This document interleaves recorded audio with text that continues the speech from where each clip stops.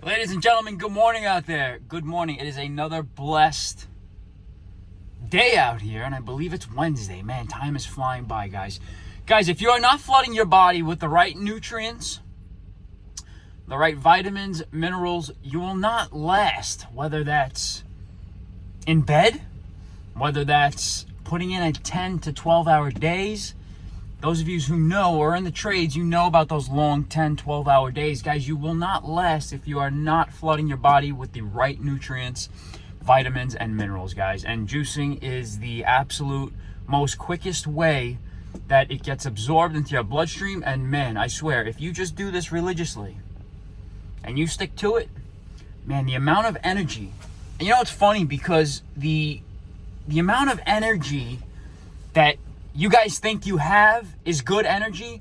Wait till you surpass that and you get to a greater level, guys. And there's no better way through diet. So be careful and be conscious of what you put in your body. Guys, this morning we are heading to a existing customer who we've done work for. Congrats on them for buying a new home in the Queens area. I feel like people are buying homes still in New York while we are selling all of our real estate. But hey, kudos to them. They want to stay here and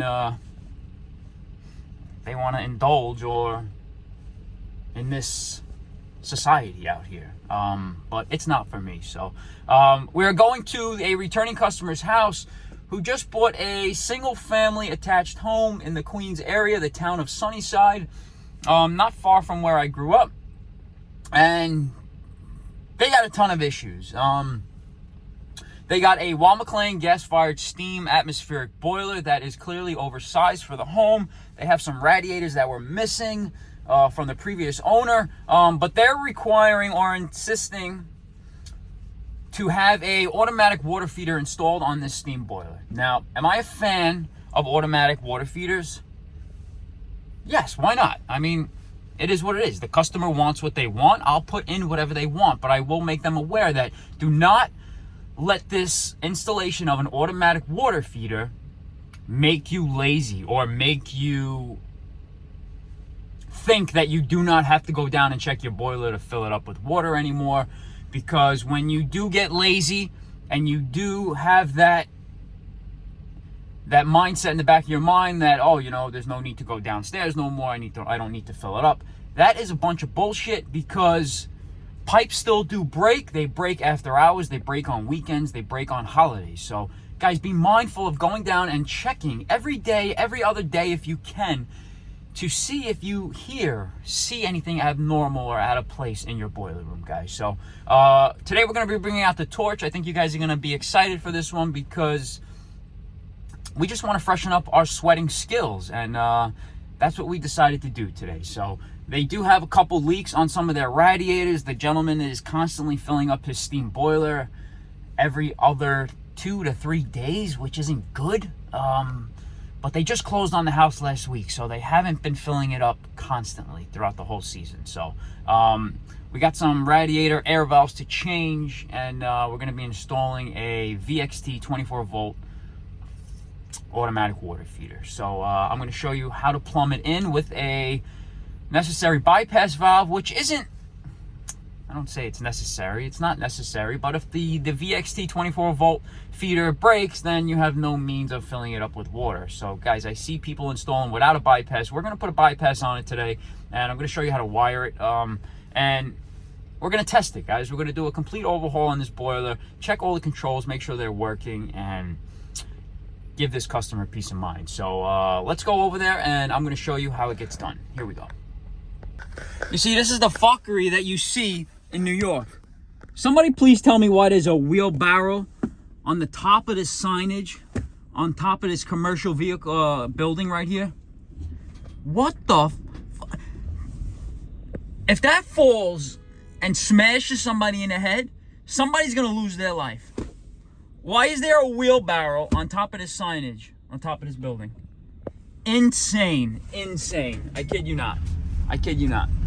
Insane. And why in New York do they chop up these roads and leave it like this for weeks? For weeks. Why can't they pave it the same day they chop it up? It doesn't make any sense. Doesn't make any sense. Guys, we're already starting off this morning in a good, energetic, exciting mood. And let's go make a grand entrance on this new home. And let's go bless it with some good spirits, good energy, and some good vibes, guys. We want to congratulate this couple for the purchase of a new home of a high interest rate of about, I don't know, what is it now? 7.5%, 8%? Oh, man. Oh, man, if you're not getting raped by food prices and industry standard prices out here, you're getting raped by the mortgage brokers. But let's make America great again. And let's go Trump 24. All right, guys. Let's watch out for these landmines. Watch out for these potholes, these sinkholes. The only thing we got to worry about Florida is these sinkholes. But up in New York, you got fucking monstrous fucking potholes like this. The size of this guy's bald head. All right, guys. Let's go check out this steam boiler. All right, guys. I know you're happy because I got the torch out today. Here we go. Primo, morning. ¿Cómo está? Plomero. Plomero, sí. Mucho trabajo. No, sí, ya compramos pan. Yeah? Okay, good. What? Shit. Holy shit. A lot of work here. What's going on here? Oh, Primo, go ahead. Look at this guy doing the demo. Go ahead, puppy. Wow. How you doing, okay? Yeah. A lot of work inside. Yeah. Shit, a lot of work.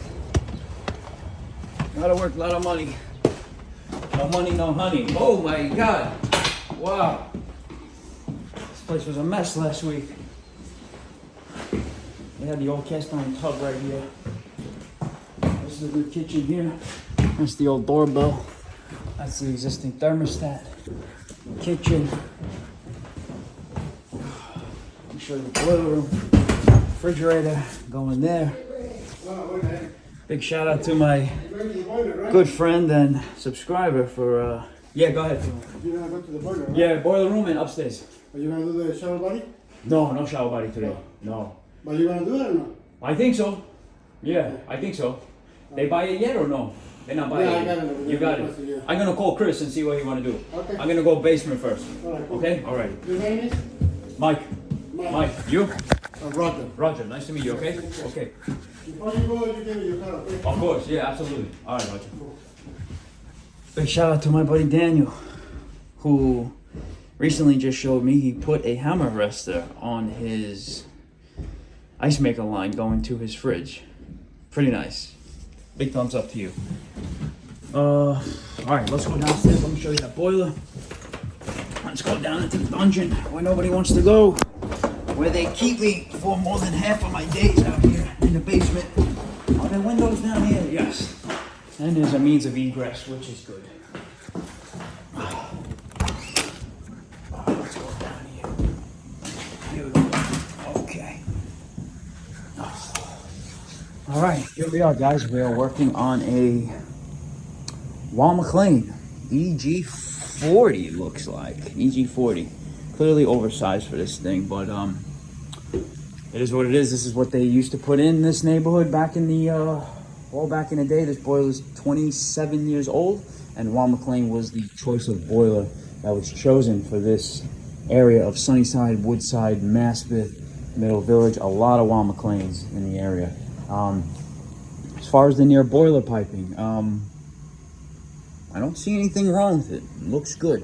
Got your Hartford loop there, got your close nipple, got your equalizer piping, got your 2-inch header. You know, do they say that you need a swing joint when you come up on top of the boiler? They say you do. They say it's best to use a swing joint. Is this considered a swing joint? I wouldn't consider a swing joint. A swing joint is two 90-degree elbows that come up, make a turn, and then shoot a cross to pick up your steam header.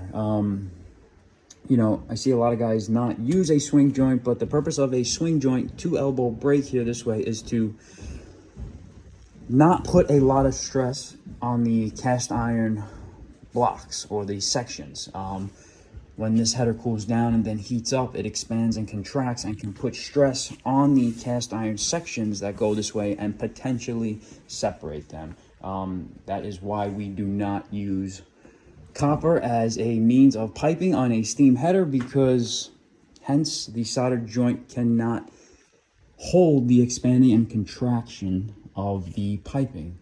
Also, we don't use copper on steam headers. We only use it below the waterline, is because the compounds and chemicals inside the copper don't mix with the cast iron sections in here, and they create galvanic corrosion, which lessens the expectancy of the boiler itself. So we have a Bradford White, leading in the business, 50-gallon heater. But this is what I remember about this, guys. I'll get to that in a second. We're going to be putting our automatic feed here. This is our boiler shutoff, or our boiler fill. Customer is annoyed with constantly filling this boiler, so we are going to be installing our automatic feeder here. But the issue with this low water cutoff is we have to get a 12-3 control wire from there to this low water cutoff, this McDonald Miller 24-volt low water cutoff, but they gave me no access here. They gave me no access. I mean, I can remove this drip leg to gain a little access, but there is no... To try to take this cover off, I was fighting with it. Look at the boiler, it's flooded. Look at the boiler, it's flooded. How am I getting this cover off? And this is what we're working with here, guys. So we got to get our fat fingers in here with a stubby screwdriver. I just want to go over a few things, guys. This is a 24-volt control, guys. Controls on a boiler either come 24-volt or 120-volt. All controls on a oil boiler are 120-volt. This is a gas-fired steam boiler. They come either 24-volt or 120-volt. A lot of the Peerless boilers, they come 120-volt controls on them. Today, we're only working with 24-volt. So, guys, every control, like your pressure control, like your low water cutoff, you have to feed it 24 volts. You have a 24 volt in, a common, and a 24 volt out to continue the series to the burner circuit, which is last. So we are going to be feeding or taking power from this low water cutoff, feeding the automatic feeder, and then sending a signal with a control wire from, I don't know the labels on here or the terminal numbers. Are they using numbers or letters? I don't know, but it's going to be a problem to see. Hopefully it's got it on the back here and it's not worn out. Yes, it does. We're going to be using the alarm. Do you see that alarm? That alarm for the feeder? We're going to be using that. Okay, so this is P1, 2, 3, 4, and 5. We're going to be using the 5th terminal on here as an alarm going to that automatic feeder to trigger it to turn on and fill the boiler. So right now we're going to take some water out of this thing because there's just too much in it, and we're going to flush it in the process. In the meantime, we're going to take off this drip leg on this relief valve, temperature and pressure relief valve on this water heater, so we can gain a couple more inches. We're gonna cut our 1/2-inch copper. We're gonna sweat everything. We got our torch right there, little piece of copper. We're gonna put our bypass, and we're gonna get our VXT made by Hydro Level, guys. The lead leader in low water cutoffs and controls is McDonald & Miller. They make this is an electric computed low water cutoff, guys. This uses a probe type style device to sense water inside the boiler, guys. They make mechanical types. If you have a McDonald & Miller number 67 low water cutoff with a big ball that has a float inside, or if you have the McDonald & Miller 47-2 low water cutoff with the integrated water feeder. I mean, that device is, you're talking big money with that thing. But if you have that thing, make sure you flush that thing out monthly. You know, they claim that these probes are self-cleaning. I don't really buy it. Just like they say some water heaters that you can buy are self-cleaning, I really don't buy it, guys. Half of the times I take the probes out and they're filled with shit, and they give a faulty reading to the boiler. So let's see if we can get a couple buckets out of this thing. What happened here? Let me close this. It looks like that. Is that gauge glass full or what? Does that look full, you? That looks full to me. I don't know what's going on here, but this thing might be clogged. We'll get a wrench, we'll give it a little tap. In the meantime, let's prefab. Wow, was there really no water in this boiler? Unless our sight glass, our gauge glass is clogged right here. Wow, interesting. All right, let's keep that closed. Let's get our VXT, let's get that prefabbed, and let's get going. And guys, we're just doing a quick overview. And you see at the end of the steam main, there's no steam main air vent here, which I don't know why they have it plugged. Was it leaking in the past and they just decided to plug it? But that's not good, guys, because you need this steam main to vent, to send steam upstairs. Hence, this place is, I don't know, kind of a mess upstairs. They disconnected some radiators and capped them, the previous owners. I don't know why, but guys, steam is something that you have to master, and you really can't mess with steam. You know, you really got to know what you're doing, because if not, you can really wreak havoc. But you know, as far as the steam main being properly pitched, yeah, is the wet return hot? This return is not hot. That means that this condensate is not getting back to the boiler. And to be honest with you, it is not. And do you know why this steam main is cold, or this wet return is cold? We got several air vents up there that are leaking steam continuously. Hence why the customer has to constantly fill this boiler. So when you come to a steam boiler, you want to make sure this wet return is hot. If it's not, you got problems. That water, that condensate is not getting back to the boiler. You're either losing it upstairs in the steam radiator valve, or the steam air vent upstairs in any of the radiators inside the living space. So guys, there are things to check. But yeah, this wet return, or this dry return above the water line is hot, but the wet return that is below the water line of the boiler, and every boiler has an NOWL. A NOWL is a normal operating water level. That is the water line here that usually comes, this has it right here, has the tag, tells you where the optimal, or the NOWL, the normal operating water level, should be. So keep that in mind, guys. Let's open up the VXT feeder and let's start sweating our fittings. Oh, I know you guys are excited. I know you're excited. We got some nice shiny 1/2-inch copper fittings that we're going to be sweating today. So you guys are going to see the torch in use. We got a little MC tank with our acetylene. So let's, we're using hydro levels. Automatic feeder. This is the VXT. This is the 24-volt control. It comes with these 3/8 male by 1/2-inch sweat adapters, like they all do. Even the McDonald Miller controls come with it too. But this is nice because what separates this from the McDonald Miller is this tells you the gallons that were put inside the boiler after every use. And this has a time delay that you can set with dip switches, and you can set the runtime of the feeder into the boiler. So we'll go over a few of those things afterwards, but this is a manual feed button here.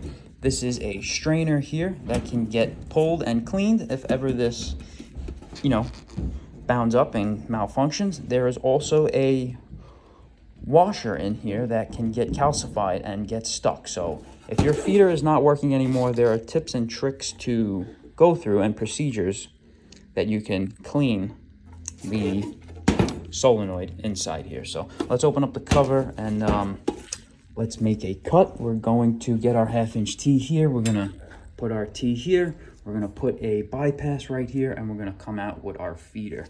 I think my feeder is gonna come this way if it'll fit. What do you guys think? I don't wanna come close to the damper right there.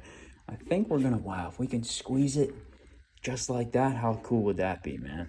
That would be really cool, right in this little cubby hole. Let's try it. All right, guys, so we're gonna start prefabbing. I got all my fittings cleaned here with my 1/2-inch 2-turn brush. We got our soldering flux that we're gonna be using. This is not Noka Road. I do like Noka Roads, but you know, this is what I have on the truck, and this is what we're using, Hercules. So big thumbs up to Noka Road, but guys, be careful because these fluxes, they have cancerous properties in them. So if you're soldering, just be careful. Try to wear a mask if you can, but try not to breathe this crap in.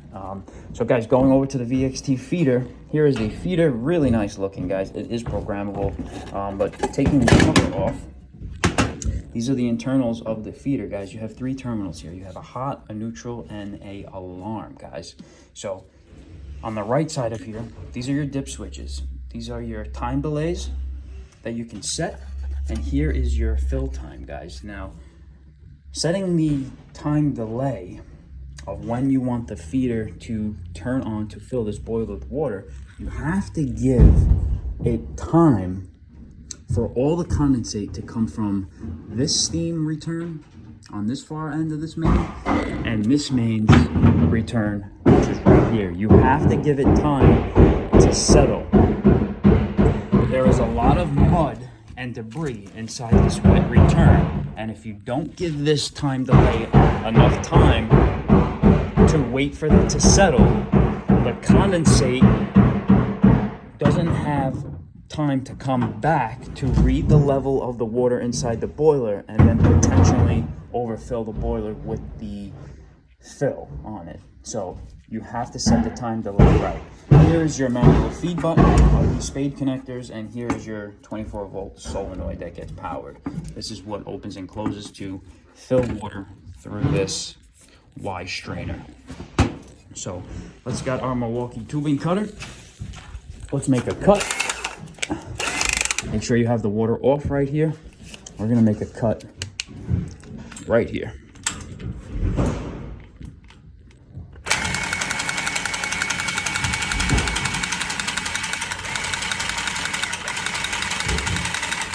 If it wants to go.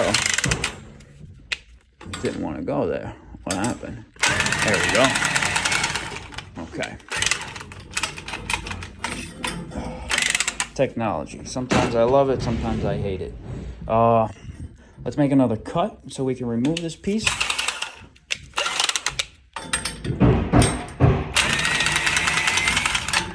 Okay. We're gonna get our piece of 1/2-inch copper there, and we're gonna sweat our 3/8 by 1/2-inch adapters on. Here we go.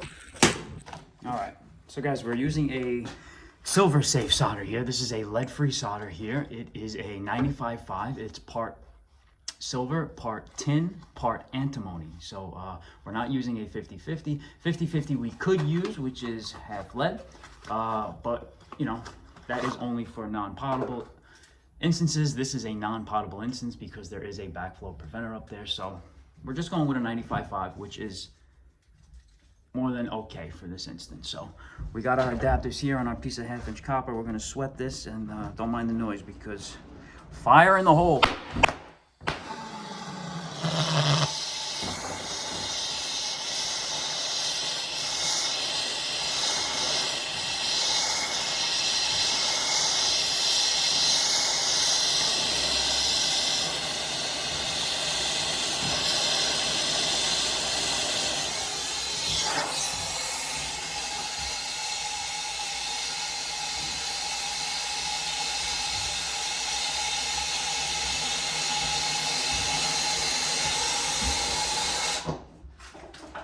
All right, so guys, I did both sides. I have a 2.5-foot piece of 1/2-inch copper.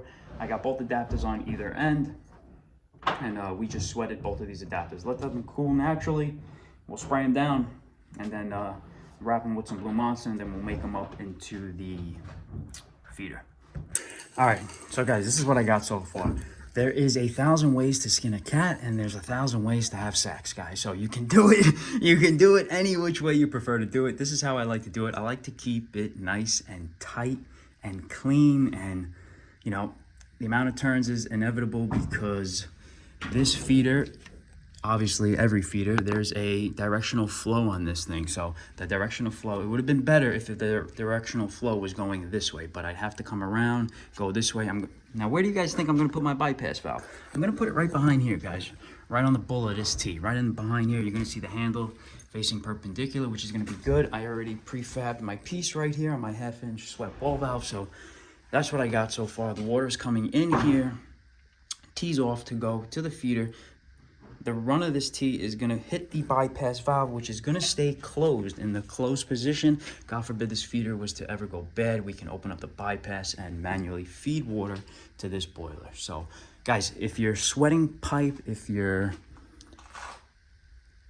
using the torch, please wear gloves, because the oils in your hand, you know, and I see guys do it a lot, don't wear gloves, this and that. The oils in your hand can really manipulate the flow of the solder and the outcome or the finished product of the soldered joint. So you want a nice soldered joint just like that. And guys, you want to wipe your fittings down after you flux it, because if you don't, solder's going to run everywhere and you're not going to be happy. So you're going to look like a rookie, you know, just like this guy here with this. You know, you got all of this down here, you got this knot down here, but that's what it is, what it is. So this is what it looks like. We are going to put in our bypass. That's our final piece that we cut right there. We're going to sweat everything, test it, and then wire it. Okay, so that is what it looks like, guys. That is the final product. Like I said, I like to keep it nice and tight, guys. The bypass valve is right there. When it's turned perpendicular, you're going to be able to see it. We'll put a valve tag on it, but that is what it looks like, and that's what it's staying like. So, guys, the comment section is for you guys. Leave a comment down below and let me know how you would do it, guys. I appreciate the criticism. I love the feedback, and I do love the random text messages from unknown numbers, guys. Introduce yourself, guys. I'm easy to talk to, you know. Shoot me a text, give me a call. We can shoot the shit. You know what I mean? There's a ton of bad shit going on out here, guys. There's nothing better than brightening up somebody's day with a text, a phone call, or even just a quick smile, guys. So, no homo. Keep it bisexual, or no. What the fuck? I'm getting a call. Hold on. Richie, go ahead, Rich. Mike, what are you doing? Putting in that automatic water feeder for a person that just bought a house in Sunnyside. Oh, okay. That's nice. Did you do that faucet? No, I didn't get the faucet, no. Not yet? When are you gonna do that? Not yet. I don't know. I'll call him. I don't know. I gotta put the stuff in my car now. Put my stuff back in the car. That's it. Okay. So guys, we're gonna start sweating. Let's get to it.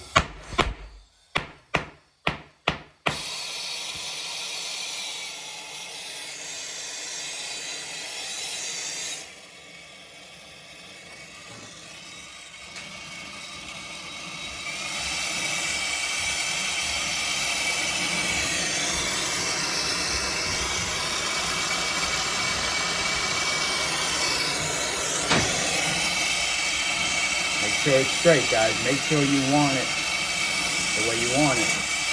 Only one time. To the bottom two first.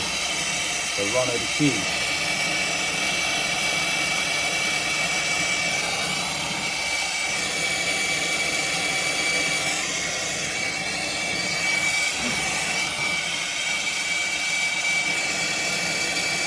To the bowl of the key. The other run, the top of the key, which is an easy fitting to do. It's an easy joint. Alright, to the top of this elbow.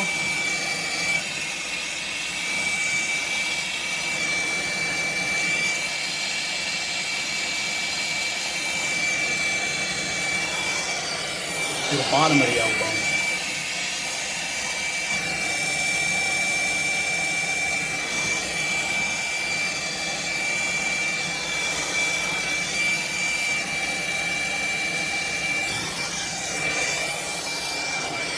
Go to this side, guys. Top of this elbow here.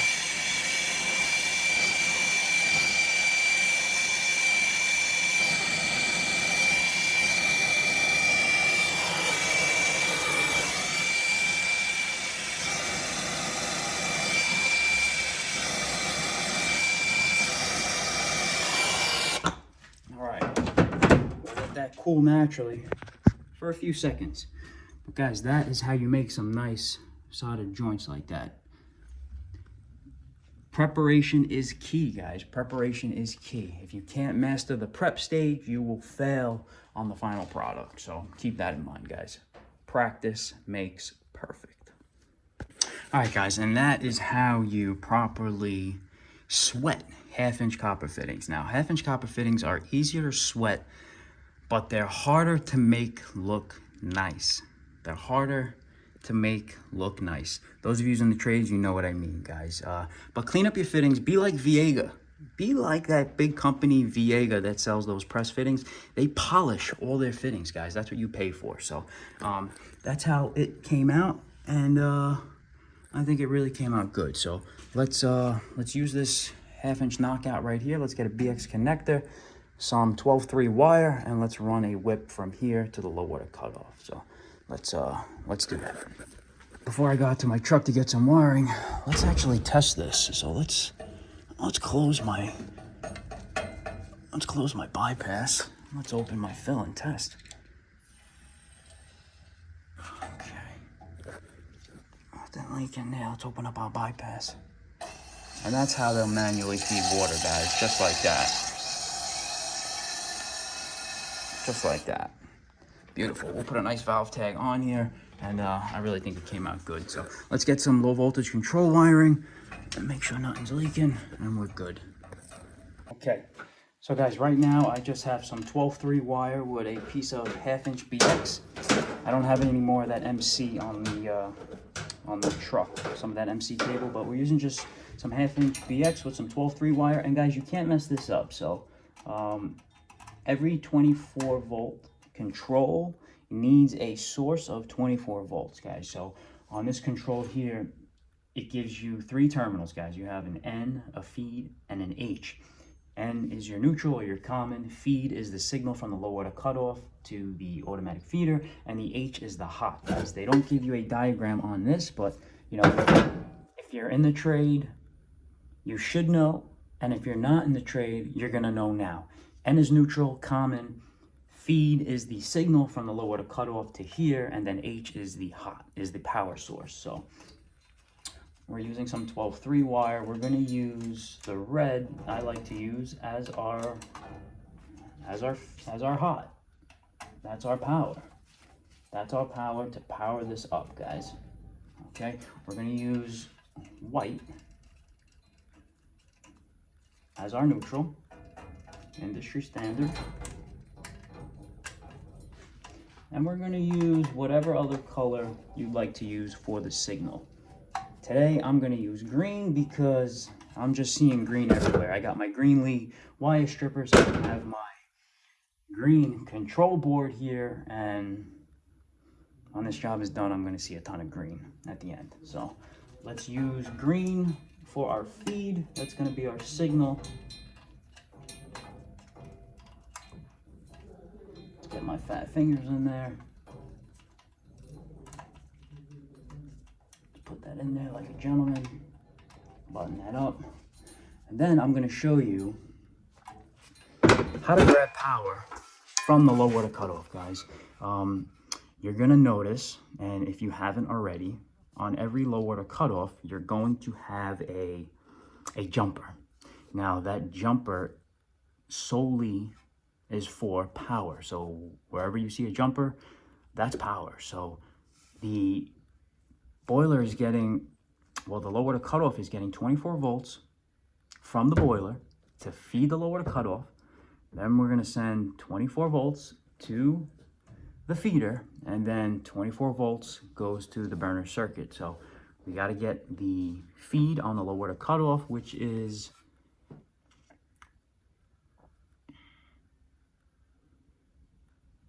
one, and 3, terminal 1 and 3. So let me show you how that looks. All right, guys, so now we're at the wiring aspect of it. We got our half-inch BX ran right here, and guys, you really can't mess this up. I mean, if you have a little knowledge of reading a wiring diagram, it is all right here for you. So you got, let's start with P. P is not being used. Next terminal is 1. That is a hot. That's 24 volts coming from the transformer inside this boiler that's feeding the low water cutoff. 2 is your neutral. 3 is a jumper. from 1 to 3, you should have a jumper wire there, and that's what it has right there. You can see that red jumper wire right here. If you see that, I know it's tight. This fucking heater's in my way. See this jumper right here? That is power. So you got P is not being used, 1 is your hot, 2 is your neutral, 3 is another hot that is jumpered. Keep that in mind. 3 is another jumpered hot that sends a normally closed circuit, which is right here, to 4, and then a normally open to 5. So 4 is your feeder, which says right here, and 5 is your burner circuit. So if you look at this and if you think about it, if you just use your mind a little bit, if you have, I got power onto the boiler, right? I got power on. Those of you who know these low water cutoffs, when you turn power on, this blinks and it senses the water level inside the boiler. If there was a low water condition right now, this red light would be lit up. So right now we have water inside the boiler. So that means that on a condition where there's water in the boiler, you're gonna have power from 3, which is your hot, which is spliced right here. You're gonna have power on 3, which sends this power through to the burner circuit because there's water inside the boiler. Now, if there is a low water condition, which I'm gonna show you, you're gonna see this light come on, and then you're gonna see power being fed to the 4 terminal, which is normally closed. So if that makes sense, we're gonna dump this bucket. I'm gonna show you with the meter that you're gonna have power. You're gonna have power on the burner circuit from 3 to 5 right now. I'm gonna show you.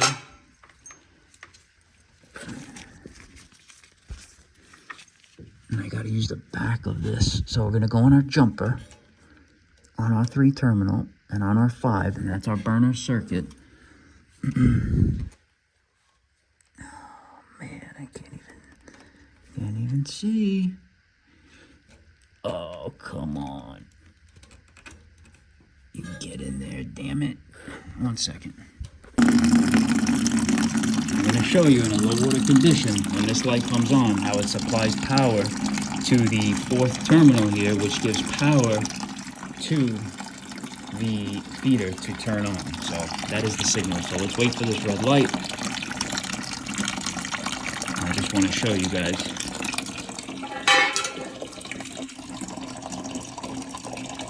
Okay, red light is on. Now let's check power on our feed terminal, which is number 4.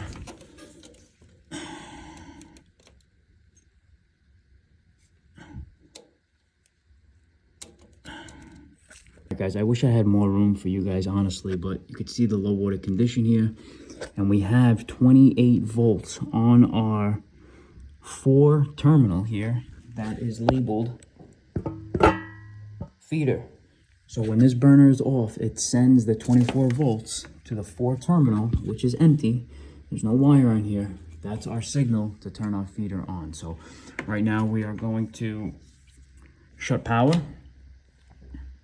And we're gonna run our 12-3 wire from our feeder right to our signal, which we already established and figured out that when the burner's off, it sends power to the 4th terminal, which is the alarm or water feeder right there. So guys, if you just diagnose and trace and know how the circuitry works, you should be okay. So let's hook this up now. All right, so guys, make sure you use the right color code like we used before over there. Green, do you remember? Green was the alarm, right? Green was the signal from the low water cutoff.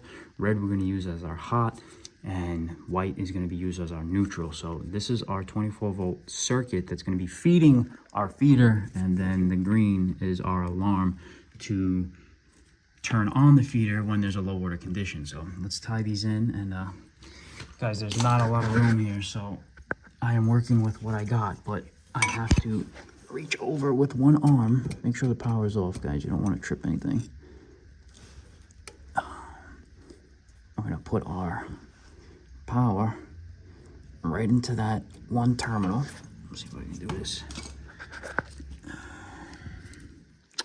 Man, it's gonna be tough. Fucking heater's right here, man.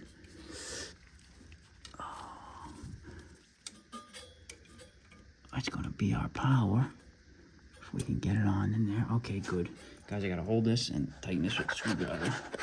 See if I can put these right there. I'm gonna reach around. See if I can get it.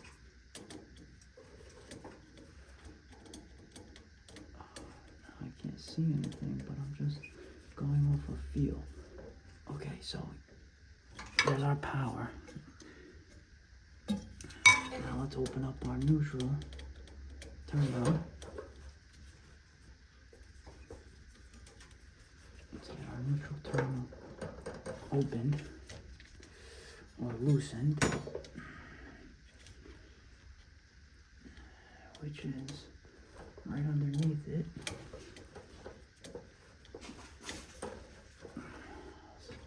Fucked up. We don't work in the best conditions, guys. And I hope this fucking screw is not stripped. Okay. Here's gonna be our neutral now. See if I can get it in there. You don't want to be delicate too.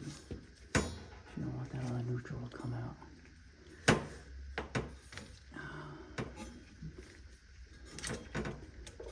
Okay, put that on. Terminal.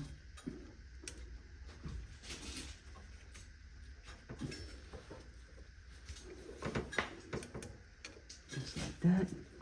Tighten that up. Okay, and now we just gotta do our alarm. Let's do our alarm. You guys remember what terminal that was? Pull it out. I think that was terminal number 4.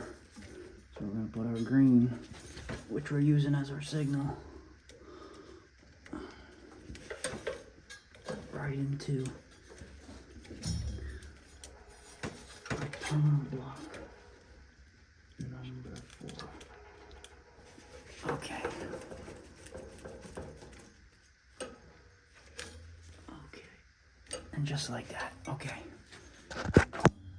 So just like that, guys, you got our green on our terminal 4, and we got our 24 volts. So let's power this up. We still have a low water condition, and this feeder should turn on, but let's set our dip switches. All right, guys, so you have to get a small needle nose pliers, a small flat screwdriver, or even a razor blade. But you're gonna see the first bank of dip switches here is your time delay. This is the amount of time that is delayed for this feeder to open up. So I have it set for 2 minutes, and we're gonna be filling at 3 gallons here, guys. This thing does have a little microprocessor right here, and probably an internal clock somewhere for that time delay. So right now we're gonna turn power to the boiler and watch this thing feed. Okay, power's on. We got a low water condition. I'm gonna wait for the time delay.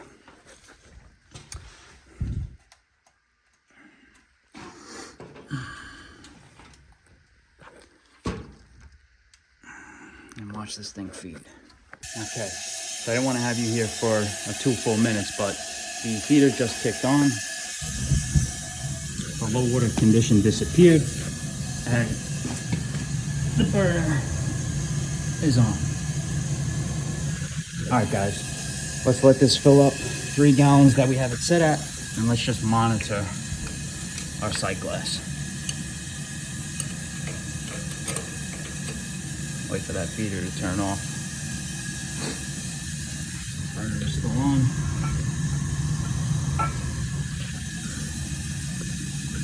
Might have to adjust that fill point. 3 gallons might be a lot, but I want to see this level rise. Okay, good.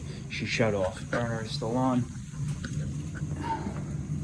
Let's do one more test. Let's flush it. Make sure the burner turns off on a low water condition. And we'll get on out of here.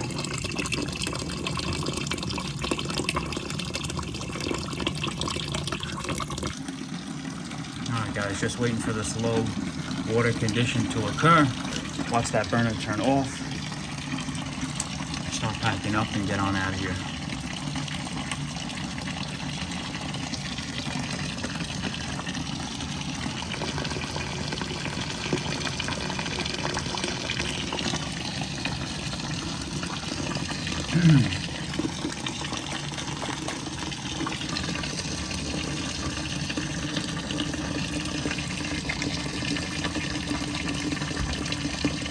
That's 3 gallons. I think I'm going to lower it to 2 gallons of fill, but we'll see.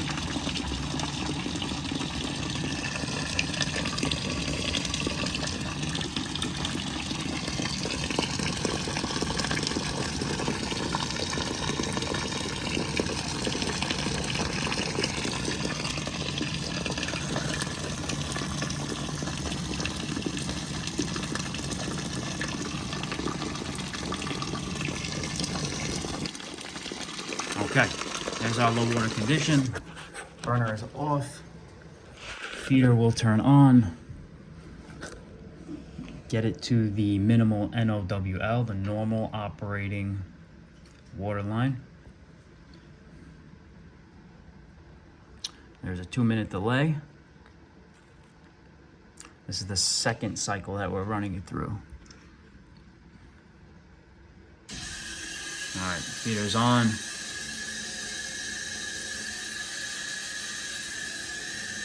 Water levels rising, low water condition will disappear. Burner will turn on.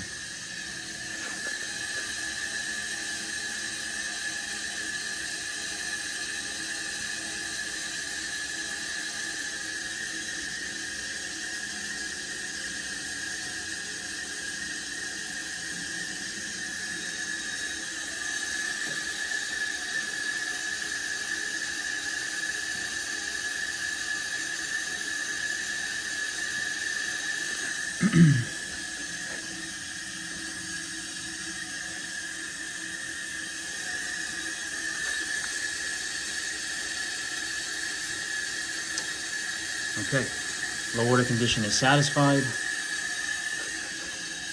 Our NOWL is perfect. 3 gallons sounds about right. Burner will turn on. Beautiful. All right, guys, and that is how you install a 24-volt VXT automatic water feeder made by Hydro Level, guys. You can go with Hydro Levels. You can go with McDonald & Miller's. You can go with Safeguard. There's a ton of companies out there. I really like the VXTs because of the digital display. So, guys, on that note, stay blessed, stay safe. Shoot me a text, give me a phone call, and like always, let's do yours next, baby. But before we let you guys leave, don't forget, let's change that Hoffman 40 automatic angle radiator air valve. There's the new Hoffman 40. And all that air is being displaced with live steam.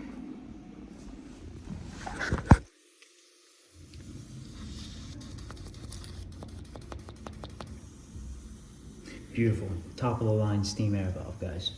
Invest in only the best. Guys, like always, stay blessed, stay safe. Let's do yours next, baby.